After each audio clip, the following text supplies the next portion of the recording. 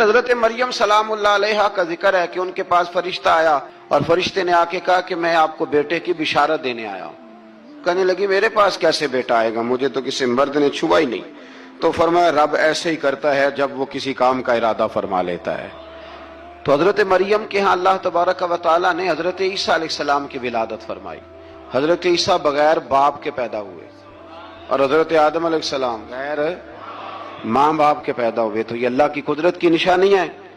اب حضرت عیسیٰ علیہ السلام کی جب ولادت ہوئی تو یہ آپ کا معجزہ اور حضرت مریم کی کرامت سامنے آئی کہ آپ ایک خشک کھجور کے نیچے بیٹھی تو اللہ تعالیٰ نے اسے سرسبز و شاداب کر دیا، اور آپ اس کو ہلاتی تھی تو وہ کھجوریں گرتی تھی۔ بڑی پریشان تھی آپ کے قوم کے سامنے کیا منہ لے کے جاؤں گی، لوگ کیا کہیں گے۔ لوگوں کے لیے الزام لگانا، پروپیگنڈا کرنا بڑا ہی آسان کام ہے۔ دو ہی تو کام دنیا میں آسان ہے، ایک بدگمانی کرنا اور ایک غیبت کرنا۔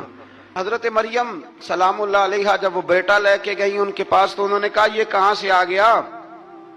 آپ فرمانے لگی میں نے تو چپ کر روزہ رکھا ہوا ہے، اسی سے پوچھ لو یہ کہاں سے آیا ہے، یہی بتائے گا۔ پنگھوڑے میں تھے حضرت عیسیٰ علیہ السلام، پنگھوڑے میں۔ تو قرآن مجید کہتا ہے کہنے لگے قال انی عبد اللہ، حضرت عیسیٰ بولے اور بول کے کہنے لگے میں اللہ کا بندہ ہوں، اور آتانی الکتاب، خالی نہیں آیا، کتاب ساتھ لے کے آیا ہوں، وجعلنی نبیا، اور اس نے مجھے نبی بنا کے بھیجا ہے۔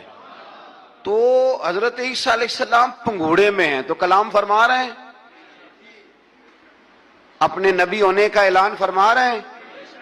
اب اس بندے کے قریب جا کے اس سے سوال کرنے کو دل نہیں کرتا جو نبی پاک کے بارے میں کہتا ہے 40 سال کے بعد نبی بنے۔ یہاں پنگھوڑے میں حضرت عیسیٰ کلام کریں، پنگھوڑے میں، اور وہ پنگھوڑے میں کہیں میں نبی ہوں، اور تو اپنے رسول کے بارے میں یہ کہے کہ بکریاں چرا رہے تھے تو معاذ اللہ انہیں پتہ ہی نہیں تھا کہ میں نبی بن جاؤں گا۔ ایسی کوئی بات نہیں۔ اعلیٰ حضرت فرماتے ہیں اللہ اللہ وہ بچپنے کی پھبن، یعنی بچپن میں بھی رنگ ڈھنگ نرالے تھے میرے رسول کی۔ اللہ اللہ وہ بچپنے کی پھبن، اس خدا بھاتی صورت پہ لاکھوں سلام، اس خدا بھاتی صورت پہ۔